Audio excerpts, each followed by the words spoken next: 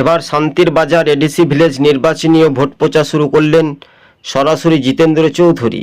তিনি বলেন, এবার নির্বাচনীয় যে ভোট হোক না কেন শান্তিপূর্ণভাবে যদি হয় তাহলে সিপিআইএমের জয় নিশ্চিত হয়ে যেতে পারে।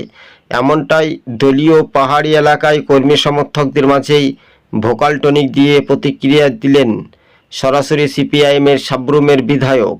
এবার এডিসি ভিলেজ নির্বাচনের 28টি আসনের ভাগ্য নির্ধারণ, তাই সিপিআইএমের জয় কিন্তু সময়ের অপেক্ষা বলাই যেতে পারে।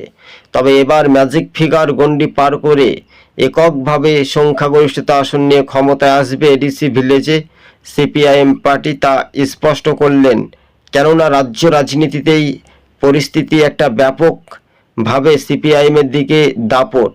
তাই 26 টিভি আমাদের ইউটিউব চ্যানেলটি ভালো লাগলে শেয়ার করে পাশে থাকবেন। আজকে ছিল এই পর্যন্ত প্রতিবেদন। তবে সিপিআইএমের জয় কিন্তু নিশ্চিত, শাসক দল ছেড়ে বহু ভোটার সিপিআইএমে যোগ, এমনটাই খবরের ইঙ্গিত।